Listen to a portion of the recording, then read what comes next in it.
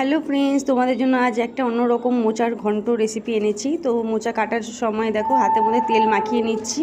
এবারে মোচাগুলোকে এইভাবেই ছাড়িয়ে নিই। আর মোচার যে ইগুলো আছে এর মধ্যে থেকে দেখো এইভাবে শক্ত যে ডাঁটটা সেটা আর একটা সাদা থাকে ওটা ফেলে দিচ্ছি।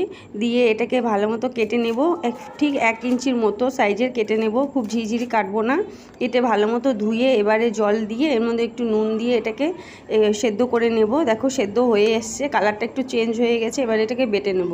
আর এখানে মশলা যাচ্ছে একটা তেজপাতা, একটা কাঁচা লঙ্কা, একটা শুকনো লঙ্কা, একটু আদা আর জিরে। যেহেতু এটা নিরামিষ, আলুও কেটে নিয়েছি। আর দেখো মোচাটাকে খুব ভালো মতো চিপে এটাকে বেটে নিয়েছি।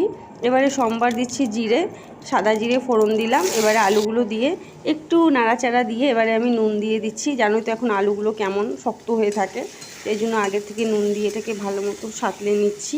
দেখো সাঁতলানো হয়ে গেছে। এবারে আমি হলুদ দিয়ে দিচ্ছি, হলুদ আর বেটে রাখা মশলাগুলো দিয়ে খুব ভালো মতো কষাতে হবে। তেল ছেড়ে দেবে, এরকমভাবে কষাবো।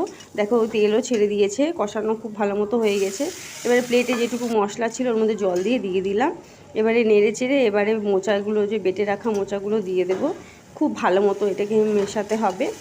দেখো এখানে মিশিয়েও নিয়েছি। দারুণ, এটা অন্য রকম পদ্ধতিতে আমি রান্না করলাম। তোমরা এটা অবশ্যই ট্রাই করো, আশা করি তোমাদের খুব ভালো লাগবে। মোচা খেতে অনেকে চায় না, খচখচ করে, তো এটা একদমই করবে না। দেখো একদম জলও শুকিয়ে গেছে। এবারে আমি গরম মশলা দিয়ে দিয়েছি।